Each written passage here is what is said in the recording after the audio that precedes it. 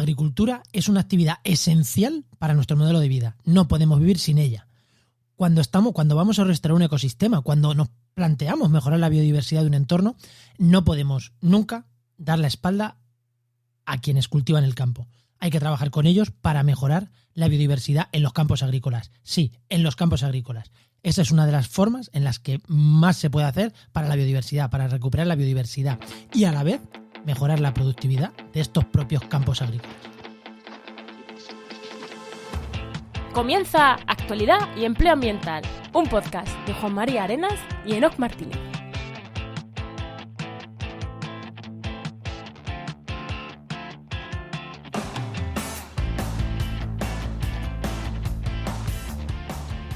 Buenas, soy Juan María Arenas. Y yo, Enoc Martínez. Y este podcast cuenta con el patrocinio de GeoInnova, la Asociación de Profesionales del Territorio y del Medio Ambiente. Hoy, en el programa 83 del martes 19 de enero, hablamos sobre la importancia de los setos en los campos agrícolas. Pero antes de entrar al tema, ¿no? ¿Qué tal tu semana? Pues muy bien. Estuvimos ahí para presentar unas alegaciones a una consulta pública para una nueva ley básica de agentes forestales y medioambientales, que es un jaleo la que tenemos con las comunidades agentes forestales medioambientales, y ahí con el Colegio de Ambientólogos de Madrid estuvimos ahí liados. ¿Y tú qué tal? Pues yo, ahora que vamos a hablar de ello, así que bueno, esta semana ya hay mucho tema de web y demás, pero voy a resaltar un detalle que hemos estado terminando los últimos flecos que nos quedaban a una web que nuestro invitado conocerá bien, que se llama creatuseto.fundacionfire.org, que nos quedaba ahí un detallito por acabar, unas últimas cositas que ahora os contaré de qué va la web y os diré lo que hemos estado rematando. Pero nada, los últimos remates de eso. Y bueno, y luego más cosas de desarrollo web para GeoInnova también para la Universidad de Cádiz. Seguimos con el proyecto, arrancando el proyecto de comunicación de poner en valor la Erriza. Bueno, un poquito lo de siempre, pero hoy quería destacar este tema y ahora os contaré qué es. Que os dije que os lo iba a contar, pero vamos a hablar de ello, así que os lo cuento después. Así que sin más, ya ahora sí que vamos a darle paso al invitado, que hoy tenemos con nosotros a José María Rey Benayas, que es catedrático de Ecología de la Universidad de Alcalá, director del Máster en Restauración de Ecosistemas y presidente de la Fundación Internacional para la Restauración de Ecosistemas, la Fundación FIRE. Muy buenas, José María, ¿qué tal? Hola, buenas tardes. Muy bien, gracias. Feliz año. Muy buenas, José María. Feliz año. Es el segundo del año, el segundo programa, que iba a ser el primero al final. La semana pasada, te dijimos que iba a ser el primero, la semana pasada tuvimos que hablar de clima, de nieve, de cambio climático, así que metimos ahí un programa ahí extra. Y que ha gustado bastante. Bueno, José María, la presentación que hemos hecho tuya, bien, ¿no? No nos hemos dejado nada en el tintero. Es lo que soy y a lo que dedico el 99% de mi tiempo. Así que muy bien. Pues, Enoc, sin más, ¿vamos ya a empleo? Venga, vamos allá.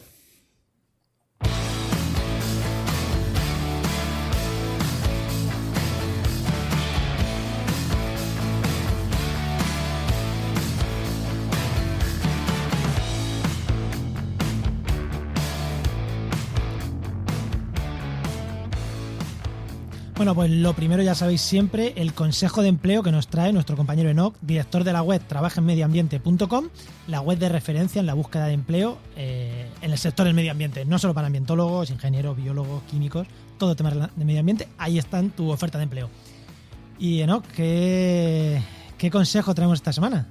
Pues la semana pasada estuvimos hablando del tema de cómo dedicar el tiempo que uno tiene a la búsqueda de empleo, no solamente a meterse en buscadores, sino a hacer actividades proactivas y a temas redes sociales, marca personal, etcétera.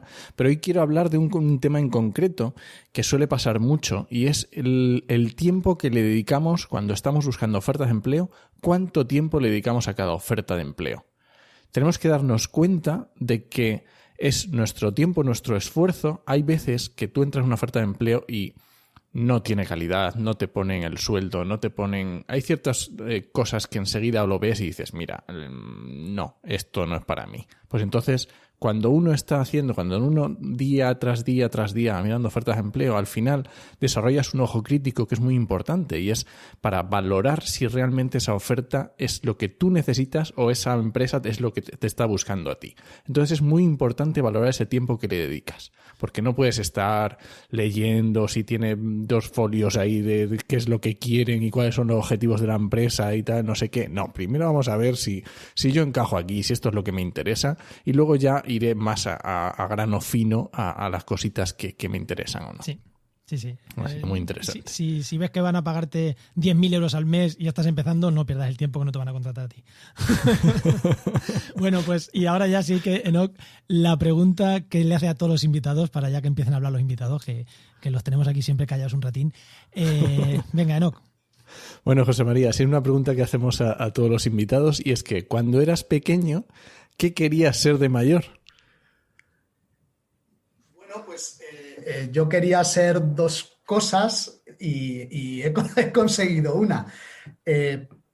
Me hubiera gustado ser futbolista profesional cuando era niño y adolescente.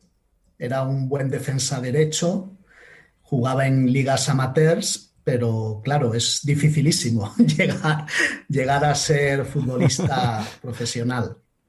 La otra cosa que quería ser es lo que soy, un ecólogo, un naturalista, alguien que pueda hacer de la naturaleza y de la ecología en particular, pues su medio de vida. Así que doy gracias, me siento afortunado porque el fútbol voy al estadio, lo juego con amigos y lo veo en la tele y lo otro lo practico directamente. ¿Y fue el camino que todo el mundo se pone en la cabeza cuando piensa en un catedrático de ecología? ¿Seguiste el camino más normal, más normativo o tuviste tus pequeñas vaivenes?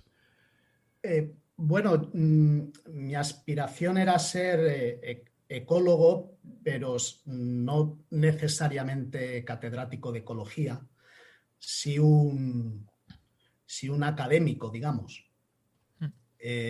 Ser catedrático, pues yo creo que ha sido un premio a una trayectoria dedicada a mi profesión,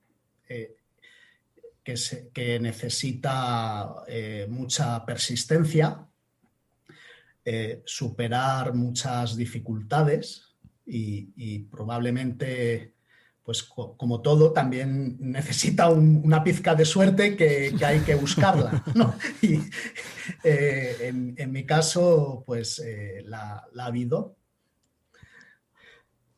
Sí. Pero sí, carrera normal, ¿no? Biólogo, investigación normal, siempre en la academia y mucho artículo científico y hasta que anecdóticamente soy farmacéutico, no soy biólogo. Digamos que yo he llegado a la ecología científica por ser un naturalista desde mi niñez. Qué bueno. Y luego, claro, muchos años de mi vida la ecología científica y académica ha exigido mucha dedicación, pero que luego ha realimentado mi vocación más naturalística y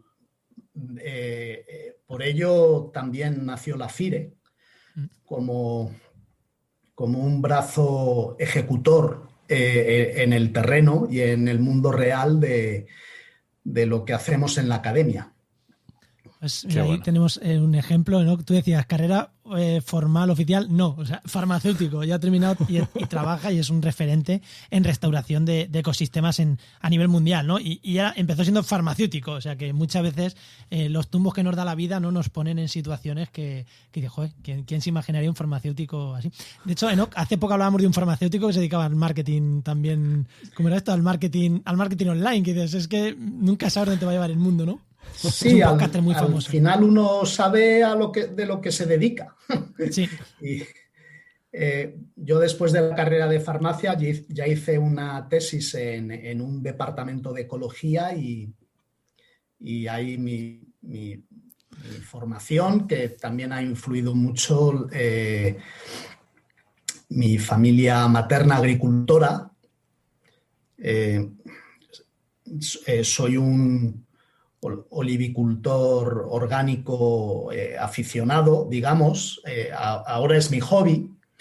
Y la agricultura amateur me ha llevado a la agroecología profesional y esta agroecología profesional retroalimenta la agricultura amateur. Voy probando nuevas cosas y al final pues uno de lo poco que sabe es a lo que se dedica mucho. Sí. Pues ya que estamos hablando, no sé si quieres preguntar algo más. No, ya que estamos hablando de de agroecología, creo que es el momento de meter la sintonía del tema y meternos ya a hablar en el tema.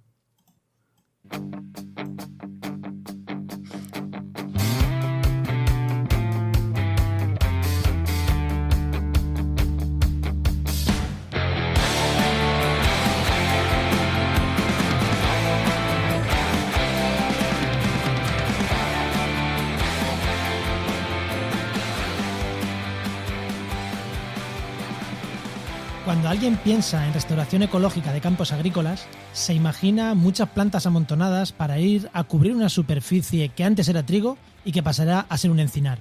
Pero hay muchísimas acciones que se pueden realizar en campos agrícolas para mejorar la biodiversidad y los servicios ecosistémicos de un territorio sin eliminar apenas superficie agrícola y en muchos casos hasta haciéndolo más productivos, más económicos, más rentables y en definitiva mejorando la vida de los propios agricultores. Y de ello vamos a hablar, como ya hemos introducido unos segundos antes, ¿no? José María, restauración de ecosistemas agrícolas no quiere decir cambiar ecosistemas agrícolas por encinares de reforestación, ¿no? No siempre. Hay dos formas principales. Una es la que has dicho, que llamamos restaurar separando la tierra, porque obviamente un cultivo que es transformado en un encinar o el bosque que había antes o un humedal ya no puede producir productos alimentarios o fibras. Entonces, pero hay otra forma de restaurar los agroecosistemas que llamamos compartiendo la tierra, y que se caracteriza porque se concilia parte de la biodiversidad y un buen número de servicios ecosistémicos ligados a ella con la producción agrícola. El campo agrícola sigue produciendo. Entonces, dentro de esta compartición de tierra o que también llamamos muchas veces agricultura amiga, ahí también tenemos muchas opciones.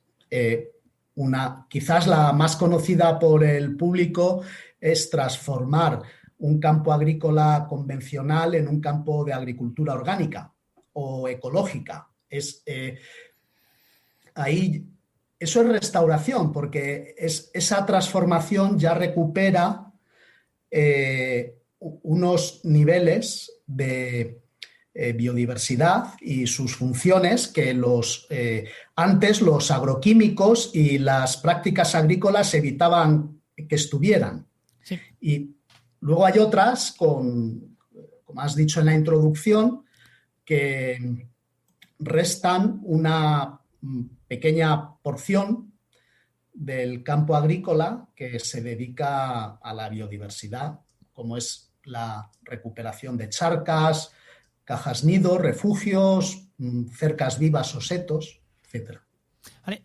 Eso, los setos en la agricultura, que es una de las formas en las que yo me referí en la introducción, evidentemente has expuesto mucho más, pero la introducción es breve, has expuesto mucho más.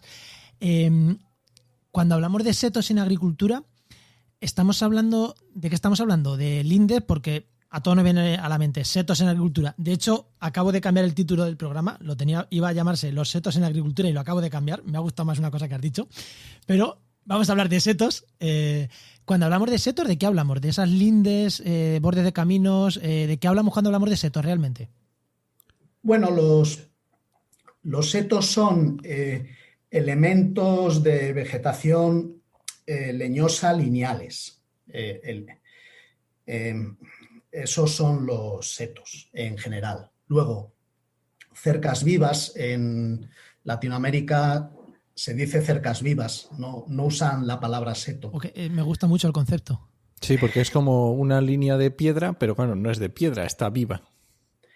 Sí, correcto. Se caracteriza sobre todo por la vegetación leñosa. Esta es lo que distingue los setos de otras formaciones lineales de vegetación más herbácea, que serían franjas de vegetación arvense o a veces también sembradas o cultivadas, por ejemplo, franjas florales para favorecer a los polinizadores y a los enemigos naturales de las plagas para la lucha biológica. Pero digamos que en español un seto es un elemento de vegetación leñosa y lineal que típicamente ocupa la periferia de los campos agrícolas, que son, a su vez, son lindes con otros campos agrícolas vecinos o están en los bordes de los caminos. Y José María, ¿qué aporta esta vegetación leñosa lineal entre los diferentes campos agrícolas? ¿Qué aporta al ecosistema? Pues mira, aporta tanto que la contribución discreta durante bastantes años sobre todo de académicos, pero también de grupos conservacionistas, ha sido el detonante de que la nueva estrategia de la Unión Europea para la biodiversidad de aquí al año 2030 incluya como uno de los objetivos principales el transformar el 10% de los campos agrícolas y pastizales en elementos ricos en biodiversidad, que son, no exclusivamente, pero son sobre todo los setos. Entonces, los setos, para empezar, son hábitats generalmente de vegetación nativa, natural, mínimos, que ocupan un mínimo espacio en lo que de otra manera sería un monocultivo o una matriz agrícola. Y esta biodiversidad que incluye los setos presta multitud de servicios, también se introdujo antes. Por ejemplo, polinización de plantas silvestres, de plantas cultivadas, control biológico de plagas, plagas agrícolas, plagas forestales, plagas de jardines. Retienen la escorrentía. Al retener la escorrentía, retiene el agua al retener la escorrentía, retiene los nutrientes y los sedimentos que arrastra el agua. Esto, a su vez, ayuda a producir un agua más limpia y evita la contaminación de ríos, arroyos, lagos y acuíferos, que es a donde irían a parar esos nutrientes y sedimentos que lleva el agua. También retienen, por ejemplo, la incidencia del viento. Al detener la incidencia del viento, son como una muralla para el viento, eso ya solo son muchas cosas. Eso evita erosión eólica, eso evita desecación del terreno agrícola, eso evita que el polvo que arrastra el viento pueda dañar a las flores, a las yemas de muchos cultivos. Es decir, es difícil imaginarse la cantidad de beneficios que puede tener para un paisaje agrícola una red de setos. Me ha encantado un detalle que hemos dicho qué beneficios tiene, y si esto lo coge el típico naturalista, el típico naturalista que le encanta la biodiversidad, los animalitos, pues te hubiera dicho refugio para especies protegidas, y tú todos los beneficios que has dado, que me encanta, es beneficios sobre los campos agrícolas. O sea, que realmente cuando hablamos de setos estamos hablando de beneficios sobre el propio ecosistema. Y los campos agrícolas es un ecosistema del cual se beneficia los agricultores principalmente, pero bueno, mucha gente. Y me ha gustado mucho que todos los beneficios han ido encaminados hacia mejoras directas o indirectas de los cultivos. No hemos hablado de especies protegidas, no hemos hablado de otras que también son beneficios que tienen los setos. Sin lugar a dudas, los setos también benefician a la biodiversidad silvestre, hasta el punto, por ejemplo, que en España se ha documentado como los lobos en la provincia de Valladolid, que los hay también en paisajes agrícolas abiertos, extensivos, utilizan sobre todo el hábitat de los setos para refugio, desplazamientos, etcétera, etcétera. Y luego hablo del lobo como ejemplo de un animal grande que es una especie protegida. Pero los setos son muy importantes no solo como corredores, que lo son, los utilizan los carnívoros, como los linces, los turones, las jinetas, etcétera, etcétera.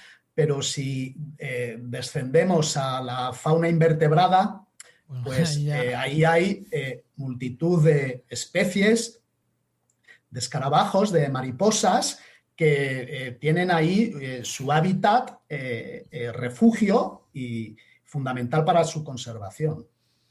Sí, sin duda. A mí el tema de los refugios y de los setos me encanta, porque además yo mi tesis en parte indirectamente iba un poco con figuras lineales, que por cierto José María fue miembro del tribunal de mi tesis, o sea que se la leyó bien y se la conoce bien, y en parte tratábamos un poquito este tema de manera un poquito indirecta porque hablábamos de márgenes de carreteras, pero en el fondo son servicios parecidos. Enoch, ¿querías preguntar algo que te he visto ahí? No, sí, Si me deja decir una cosa que te he dicho antes, y esto es una cosa que yo no me he dedicado a restauración de ecosistemas, me he ido más por otros derroteros del medio ambiente, ¿no? Pero yo hay una cosa el yo estudiaba en la carrera que se me ocurría y decía, vamos a ver, si en la PAC, si con las ayudas de la PAC cogemos y le decimos al agricultor que en el final de su terreno, de su hectárea de terreno, deje 50 centímetros de borde y plante leñosas, eso sería espectacular. O sea, y yo en aquel momento solo pensaba en corredores. Para mí eran corredores ecológicos. No, o sea, ninguna otra de las miles de cosas de verdaderos aportes al ecosistema. O sea, que es alucinante. Sí. El papel de corredor es fundamental. Y muchas veces para crear un seto ni siquiera hay que plantar o sembrar. Simplemente la interrupción de la roturación, simplemente dejar de arar o laborear, permitiría que se estableciera la vegetación leñosa.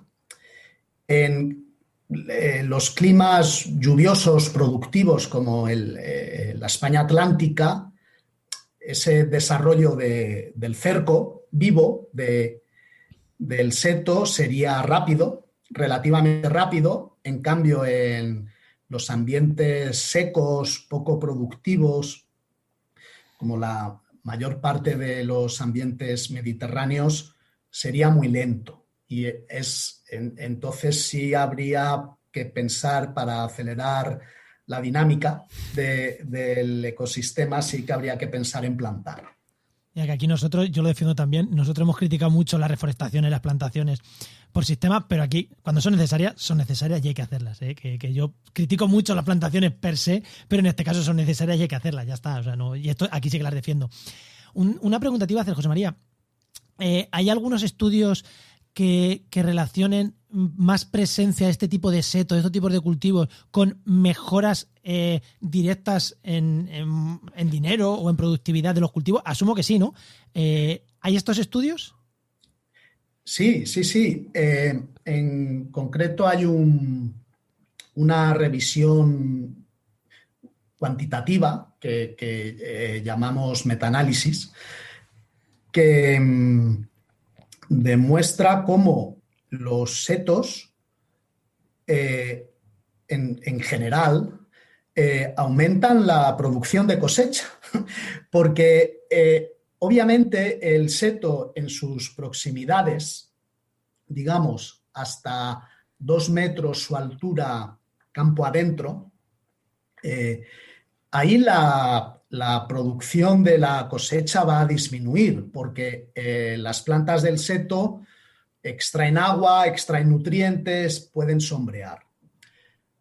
Pero luego, campo adentro, existe un pequeño aumento de la producción que se manifiesta hasta una distancia de 20 veces la altura del seto, y ese aumento compensa con creces la disminución en las proximidades del seto. Y ojo, para la gente que no es de ciencia o que no entiende, porque hay gente que escucha esto y a lo mejor no es de ciencia, cuando hablamos de un metaanálisis, perdón José María que te corte para explicar esto, cuando hablamos de un metaanálisis no hablamos de un artículo concreto en unas condiciones concretas que alguien ha hecho y ya está, no. Un metaanálisis es cogerse 100, 200, 300 estudios de este tipo y sacar unas medias. O sea, que no hablamos de un estudio, hablamos de un metaestudio. O sea, que han cogido muchos estudios, han hecho un análisis con los datos de muchos estudios y han sacado estas conclusiones. Lo digo porque a lo mejor alguien nos dice, sí, pero es en ese estudio. No, esto no es un estudio puntual. Esto es coger muchos, juntarlos y estas son las conclusiones. Muy cerquita del borde baja un poquito la producción y a partir de ahí mejora la producción. Esas son las conclusiones de un estudio y de muchos estudios. Para que quede un poco claro, ¿no? Y luego, aparte de este pequeño aumento de la producción general, los setos pueden dar un valor comercial añadido al producto, porque los productores pueden utilizar sistemas de certificación o ayudas agroambientales de la Unión Europea, o redes de consumo, grupos de consumo, etcétera, que más allá de la cantidad producida aumenta el valor comercial, digamos. O sea que el seto puede ser como una marca de calidad, además de la cantidad. Y por ahí también puede venir un valor económico adicional. Sí. Y una pregunta que me ha surgido, José María. Cuando hablabas de que en los 2 metros primeros, pues obviamente pues baja la producción y luego en 20 veces la altura aumenta, digamos que teniendo esta idea, habrá un tamaño óptimo, digamos, de los campos de cultivo. No deberían ser ni demasiado pequeños para que no el seto de un lado y el de otro no estén haciendo mal, digamos, demasiado, pero tampoco debería ser de estas grandes extensiones de cultivos sin nada. O sea, simplemente más que cultivo sin seto. Digamos que debería haber ahí un óptimo intermedio. Sí, pues ya Ya comenté anteriormente cómo, por ejemplo, la estrategia de la Unión Europea sobre la biodiversidad para 2030 se plantea un 10% de, de superficie ocupada por estos elementos, los llaman así, elementos ricos en biodiversidad, entre los que destacan los setos. Y si un campo agrícola, desde mi punto de vista es importante ser flexibles. Un campo agrícola pequeño, digamos de 2 hectáreas para abajo, pues debe tener un seto muy pequeño, o un campo agrícola muy alargado, pues también debe tener un seto muy estrecho, porque si no te rebanas casi todo el campo agrícola, ¿no? Luego, un campo agrícola mayor, pues ya puede tener un seto más ancho, pero bueno, típicamente entre 2 y 5 metros de anchura está bien. Un seto de 5 metros de anchura está muy bien. Pues sí, es grande. Y en cuanto a superficie del campo cultivado, pues un 5% en su conjunto estaría también muy bien. De acuerdo. Si lo pensamos fríamente, son cantidades de terreno agrícola útil muy, muy diminutas las que se restan. Sí, porque además el productor nunca debe olvidar que el hecho de no pasar por ahí el tractor con el arado ya le ahorra costes. ya le ahorra costes. Sí, porque además se suelen utilizar las zonas peores, el margen del camino, los linderos, donde hay piedras, o sea que realmente son quitar un 5% y de, joder, 5% de la producción, no, es que realmente se quita un 5%, pero de las zonas ya de por sí menos productivas, que es donde tiene las piedras amontonadas, o sea que eso también hay que tenerlo en cuenta, que estás quitando un 5%, pero del 5% menos productivo. Correcto, sí. Vale, pues si no tiene más preguntas, voy a sacar otro tema, que bueno, es el mismo tema, pero por lo que José María y yo interactuamos con el tema de los setos, que es que un proyecto de la Fundación FIRE ha creado una herramienta, ¿no?, que ayuda a los agricultores a elegir las mejores plantas para su seto. Y a mí esa herramienta me gustó. Es una herramienta web que aparte hemos diseñado nosotros, o sea que, bueno, no hemos implementado nosotros en la versión web, el diseño no es nuestro, es principalmente de vuestro, de FIRE, que es la herramienta el proyecto se llama Agretos y la herramienta es creatuseto.fundacionfire.org. Cuéntanos este proyecto, qué es y sobre todo para qué sirve, porque mucha gente que nos esté escuchando, sobre todo como decías antes, agricultores amateur, que muchas veces como mi padre tiene terreno agrícola también muy poquito, lo mismo, agricultor amateur con sus 50 olivas, pero somos más proclives a implementar este tipo de cosas porque no nos va nuestro sueldo ahí. Y muchas veces estos agricultores amateur podemos ser el caballo de lanza, ¿no? El caballo de batalla, decir, mira, yo lo he hecho y me ha funcionado bien. Pues tú que te ganas de esto la vida, haz lo que te va a funcionar bien. Entonces, para estos agricultores amateur que nos estén escuchando, que sabemos que hay muchos, ¿cómo funciona, para qué sirve y por qué la habéis creado? Sí, bueno, el Agretos, el nombre del proyecto con 2 T's, es una herramienta gratuita, amigable, no hay que tener grandes conocimientos para manejarla, que ayuda a cualquier propietario de un terreno agrícola a crear su seto, a diseñarlo. Y entonces, según la herramienta, básicamente combina 3 fuentes de información. La primera es dónde está ubicada la parcela agrícola en cuestión, porque en ese área geográfica hay unas especies y no hay otras especies, que puedan ser utilizadas o que deban ser utilizadas para plantar setos. Y la segunda gran fuente de información es qué servicio ecosistémico o qué beneficio específicamente queremos más para nuestro seto. Puede ser, por ejemplo, enriquecimiento en nutrientes. Al público amplio les suena que las leguminosas son fijadoras de nitrógeno y fertilizan el suelo. Otro beneficio que podemos perseguir es la polinización, fundamental en los cultivos polinizados por insectos, valga la redundancia, que es la mayoría de los frutales, cultivos hortícolas, etcétera.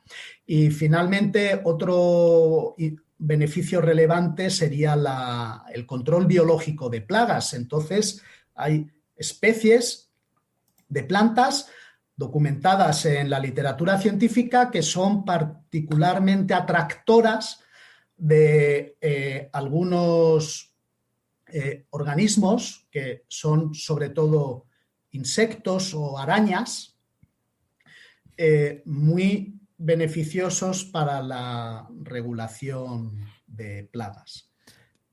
El tercer tipo de variable sería el tipo de cultivo, aunque en primera instancia Agretos no abarca todos los tipos de cultivo, pero es un proyecto que tendrá su desarrollo en el futuro próximo.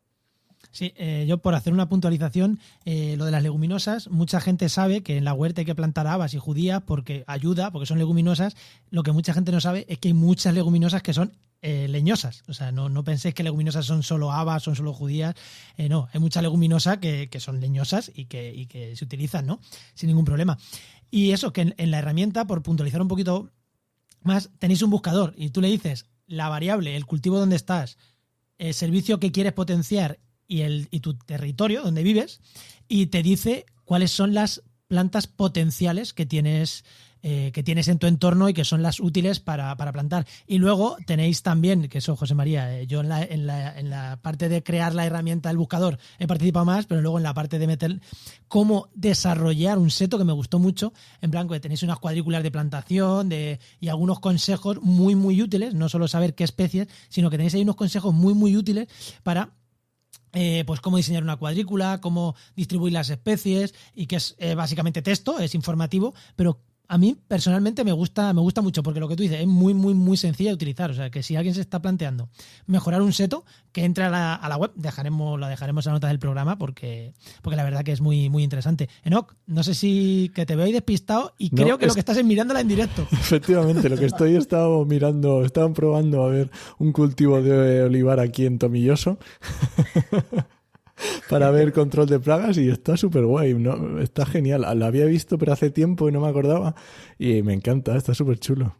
Sí, lo que decía que hemos estado haciendo los últimos ajustes ha sido de esta semana pasada, ha sido ajustando algunas especies, ajustándole bien pues algunas cosas de que estaban en algunos terrenos, en otros no, en qué zona estaban del país, porque eso es unas vinculaciones con base de datos complicadas, y ha sido la parte esta última que hemos estado rematando estos últimos días, y ya está totalmente visible, totalmente utilizable, ¿no? La herramienta, así que darnos consejo, darnos feedback a la FIRE, incluso a nosotros si queréis, sobre la utilidad de la herramienta, porque como ya ha dicho José María, ¿no? Este proyecto no acaba aquí, ¿no? Este proyecto en realidad es un proyecto vivo que queréis ir mejorándolo, ¿no?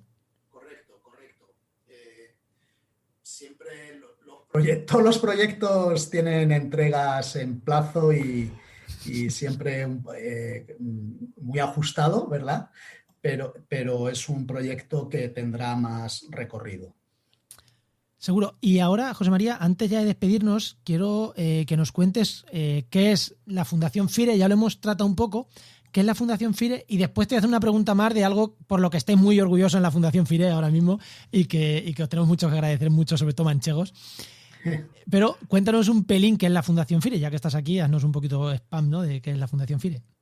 Sí, pues en síntesis, la La FIRE, que FIRE no es fire, fuego, no, son las iniciales de Fundación Internacional para la Restauración de Ecosistemas. Es una organización, es privada, sin ánimo de lucro, que pretende trasladar el conocimiento académico que creamos los académicos en los centros de investigación, en las universidades, a solucionar problemas en el mundo real, ejecutando proyectos ejemplares con una buena base científica y técnica, de forma empática con la gente, y me estoy refiriendo a los campos, sobre todo de la restauración ecológica, que da nombre a la fundación, ¿verdad? Pero por añadidura, pues de conservación, porque la restauración ecológica y la conservación, o la ecología de la restauración y la biología de la conservación, es que caminan unidas de la mano. Sí. Entonces son indisociables. Y bueno, formamos un grupo reducido de académicos que trabajábamos en proyectos internacionales, y todos los proyectos en los que trabajábamos tenían en común que duraban 3 años.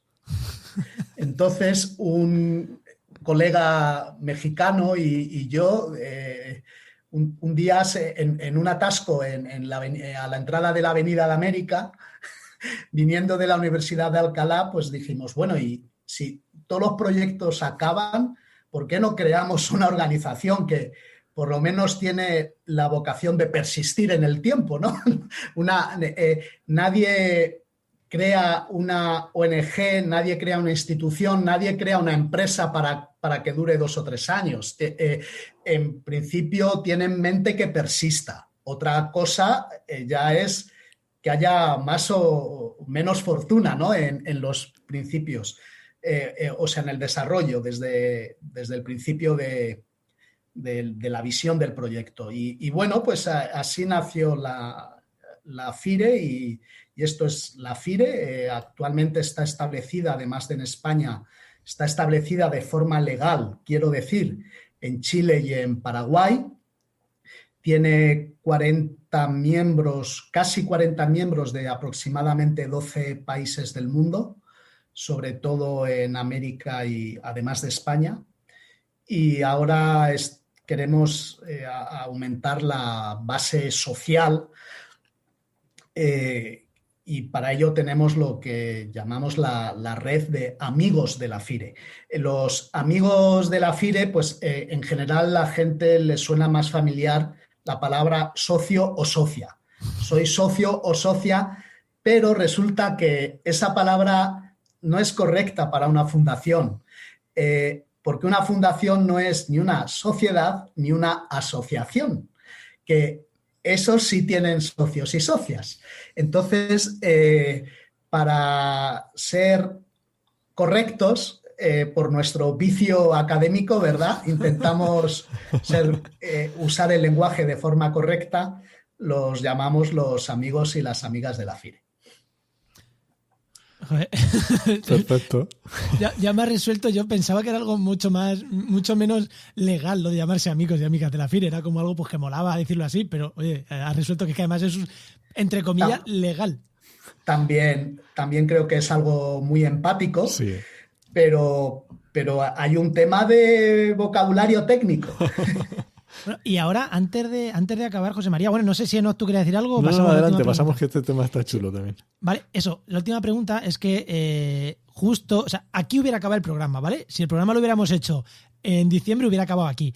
Pero es que estos primeros días del año nos han traído algo bueno para la gente que vivimos en La Mancha. Bueno, yo soy manchego viviendo en Cádiz, y Enoc es un asturiano viviendo en Ciudad Real. Con lo cual, de una manera o de otra, los dos somos manchegos.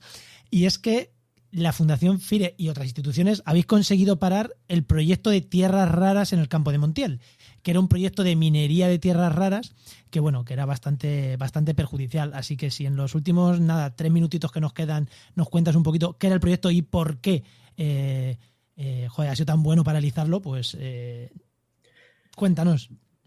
Sí, una empresa minera pues ha perseguido la extracción de los minerales que llamamos tierras raras, y lo que pasa es que de forma objetiva el emplazamiento del proyecto minero no podía ser peor para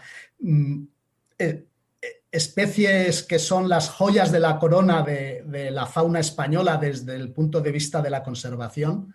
Por ejemplo, el águila imperial ibérica y el lince ibérico. Y por ejemplo, donde se iba a desarrollar ese proyecto, hay 12 parejas nidificantes de águila imperial, se dice rápido. Hay ahora 3 territorios linceros establecidos por un programa de reintroducción financiado por fondos europeos, y de los que la Junta de Castilla-La Mancha ha sido responsable, digamos, para su dicha. Y luego, además, era una zona con una disponibilidad de agua muy escasa. Y este proyecto minero a cielo abierto es muy consumidor de agua.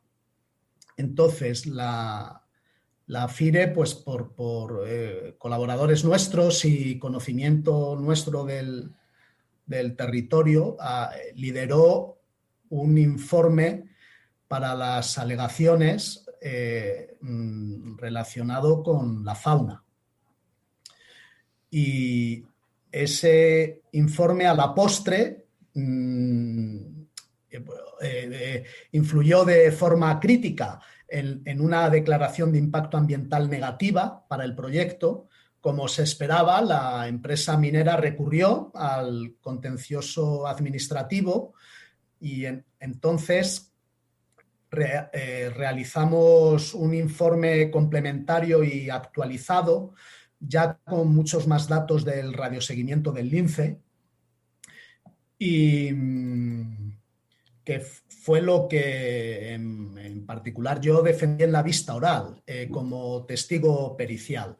Y esto fue un puntal y un ariete de defensa del territorio contra la explotación minera. El otro puntal y ariete ha sido la disponibilidad de agua, como he dicho. Y aquí ha tenido un papel muy relevante una fundación española que se llama Fundación Nueva Cultura del Agua, que tiene su epicentro en la Universidad de Zaragoza, y que también ha hecho un informe muy, muy bueno. Entonces, al final, nunca mejor dicho, se ha hecho justicia escuchando a los académicos, porque era un despropósito desde el punto de vista ambiental el proyecto. Y luego es que para más INRI tampoco iba a suponer un gran número de puestos de trabajo. Creo que no llegaban al centenar o eran sobre el centenar. Luego era un proyecto de 10 años y se acaba, ¿y qué? No era un buen proyecto. No nos olvidemos, estamos hablando del Campo de Montiel, Ciudad Real, muy cerca Lagunas de Ruidera, muy cerca Tabla de Daimiel, Reserva de la Biosfera de la Mancha Húmeda. Claro, es una zona en la que mancha húmeda, sí, parece que hay agua. No, al revés. El problema es que el agua ahí se estanca, pero es muy, muy, muy, muy escasa en agua. Y cada vez menos. Las tablas de Daimiel dan pena. Pues imaginaros lo que hubiera sido 50 o 100 kilómetros más abajo, empezar a extraer agua como locos. O sea, eso ya dice mucho, ¿no? Aparte de lo que has dicho de la población lincera, águila imperial y demás. Enoc, no sé si tú tienes algo que aportar o que decir. No, a mí me encanta, vamos, yo encantadísimo. Porque además el campo de Montiel además tiene luego, o sea, tiene muchos valores. O sea, es que quiero decir, yo soy asturiano, sé lo que es el monte verde exuberante, pero llevo mucho tiempo en La Mancha y también sé apreciar lo que significan los valores de La Mancha, ¿no? Y realmente merece la pena, aunque uno pueda pensar, no, La Mancha y eso, baldío y vides y olivos. No. No. Bueno, José María, pues lo primero, felicitarte y darte las gracias, ¿no? En nombre de todos por este logro que los manchegos, ya te digo, lo agradecemos mucho. Pues sí. Y lo segundo, felicitarte y darte las gracias, ¿no? Darte las gracias por haberte venido al programa. Antes de despedirnos, siempre damos un momento de spam, así que dinos dónde podemos encontrarte, redes sociales o lo que tú quieras, momento spam. Bueno, José María Rey Benayas, y tengo un Twitter, tengo un Facebook, tengo una página web y un LinkedIn, y se llega pues a todos estos elementos, incluido mi mail, pues se llega fácilmente con Google. Perfecto. Benayas es con B y con Y, y nada. Sí. Encantado de que me hayáis invitado, y espero haber contribuido algo a la formación del público amplio. Pues muchísimas gracias, José María. Muchísimas gracias, José María. A vosotros.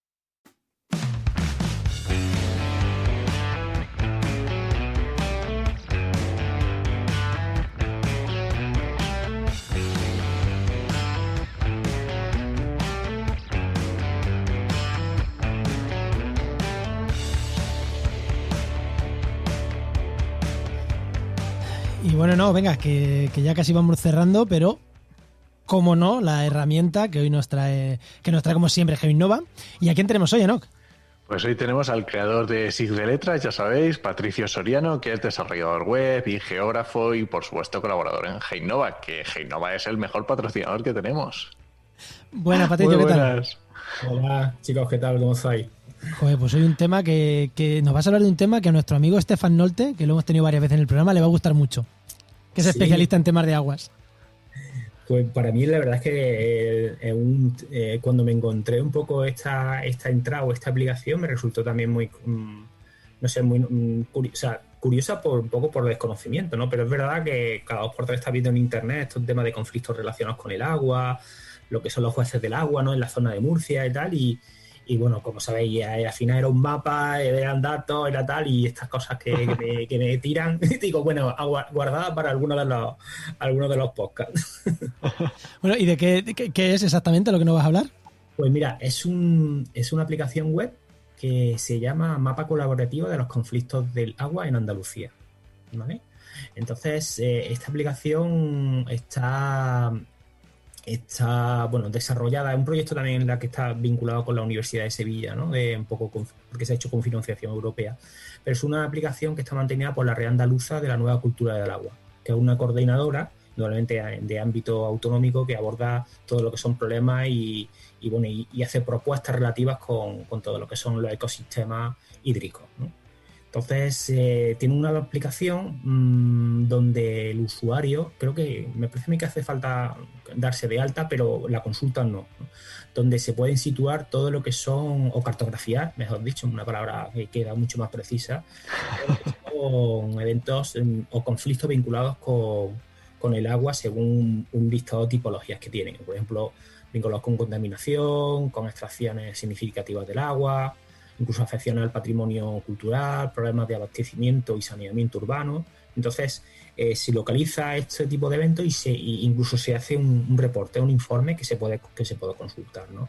Y está bien porque, además de tener toda esa información, ¿no? Te incluye también un poco lo que son los planes hidrológicos y por supuesto, un poco he estado revisando la página web, está vinculada con la Directiva Marco del Agua de la Unión Europea. Y un poco la finalidad de esta entidad es, por supuesto, bueno, la participación pública, ¿no? En todo lo que son los asuntos del agua, haciendo labores de reivindicación, propuestas y en este aspecto sea independiente tampoco de la estructura administrativa, ¿no? O del partido político que esté en ese momento, sino que sea un movimiento desde el punto de vista más ciudadano, ¿no? Y relacionado indudablemente con toda esta serie de conflictos que hay. Y me pareció interesante, ¿no? Un poco, sobre todo el trasfondo, ¿no? De cómo a raíz de la cartografía pues podemos llegar a algunos aspectos como este, ¿no? Tan sociales, sí. Y esto fuera de Andalucía, ¿sabemos alguna que se esté haciendo, no? Porque, ¿verdad? Cuando traéis o hablamos de herramientas de una comunidad autónoma, de algo muy concreto, a mí me gusta mucho. ¿Por qué? Porque, bueno, está bien contar iniciativas que están en todos sitios para que la gente las conozca, pero también para que las pueda exportar a otros sitios. Claro. ¿Sabemos si algo así está en otro sitio o no tienes constancia de que...? Pues no lo sé, o sea, como herramienta o como desde el punto de vista de asociación, no sé si por la zona de Murcia, yo sé que todos estos temas están muy tratados indudablemente en Valencia, en Murcia, todos los que son los cultivos vinculados de regadío y regadío, el tema de arroz pero no sé si existe algo parecido por ahí, o sea, yo no conozco algo así de este estilo. Bueno, hacemos un llamamiento a nuestros oyentes que si conocen algo así parecido, pues que nos lo digan y sí, además lo interesante también que a raíz un poco de esta aplicación de cartografía, indudablemente te conectas con la página web y ahí tienen una cantidad de entradas, blogs, documentación y contacto que para los especialistas, asociaciones, personas interesadas en un tema, siempre un punto de contacto entre entidades similares o con los mismos objetivos, ¿no? Qué bueno. Joder, pues muy, muy, muy, muy interesante. Pues muchas gracias, Patricio. Pues muchísimas gracias, Patricio. Pues recuerda que esta sección te llega gracias a nuestro patrocinador, a GeoInnova, la Asociación de Profesionales del Territorio y del Medio Ambiente, y que puedes encontrar en www.geoinnova.org.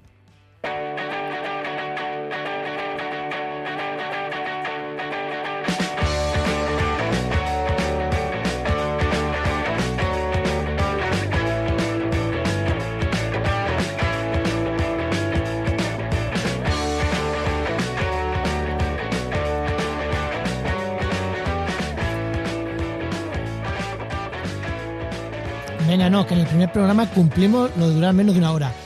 Creo que en este no. Creo que cuando lo monte se nos va a ir. Pero bueno, vamos a intentarlo. Vamos a ser rápido por si acaso. Venga, vale, a ver si lo conseguimos. Venga, recomendación. ¿Qué podcast me recomiendas? Pues mira, te voy a recomendar otro podcast también de temas de montaña, que se llama Oxígeno. También es muy chulo. Va relacionado con la revista Oxígeno, que es de deportes al aire libre, pero está muy guay el podcast. Venga, ¿y tú cuál me recomiendas? Hostias, pues yo voy a recomendar uno que es excesivamente técnico. Se llama DinoRank. DinoRank es un podcast sobre una herramienta de SEO, de posicionamiento en buscadores, que es una herramienta española muy baratita, que funciona de lujo. Yo la uso para vuestros proyectos que tengo, como el de GeoInnova y los míos de restauración de ecosistemas, la uso. Y tienen un podcast. Y lo bueno del podcast es que te cuentan mejoras en la herramienta, salen los CEOs de la herramienta contándote el por qué van a contratar gente, el por qué no se meten inversores, o por qué sí, o sea, que te cuentan cosas de la herramienta. Un día una funcionalidad, pero otro día te cuentan vidas y milagros de por qué han montado la herramienta. Y la verdad, cuando usas un software, y esto mola mucho, la potencia del podcast, porque tenía varias opciones por las que pagar y he elegido una de ellas, DinoRank, porque tienen el podcast y porque escucho ahí a Dean Romero y a su socio hablándome al oído y me cuentan lo bueno de su herramienta y dice, venga, yo con estos tíos a muerte. Y no sé, hay muchas, pero al final, tío, la potencia del podcast. Pago eso en parte porque tienen el podcast, aparte porque está muy chula y tiene funcionalidades muy guays. Pero me gusta. Se llama DinoRank, además es un dinosaurio súper chulo ahí. Yo, mira, este es un podcast que no escucho todavía. Sí, igual a ti no te gusta, por el... Bueno, ya veremos. Soy yo el que usa la herramienta, no tú. Bueno, ¿cerramos? Venga, bueno, vamos. Pues nada, este podcast pertenece a la red de podcast Podcastidae, que es la red de podcast de ciencia, medio ambiente y naturaleza. Y muchísimas gracias por compartir el programa, muchísimas gracias por los comentarios que nos dejáis en redes sociales, por los comentarios, por animarnos a seguir, que joder, que mola cuando ves, ¡ay, qué guay! El anterior, ya han vuelto, y de joder, tío, mola, eso mola mucho, Y eso anima a seguir haciendo programas, así que eso, muchísimas gracias por estar ahí. Y nada, te esperamos en el siguiente programa de actualidad y empleo ambiental. Nos escuchamos. Adiós.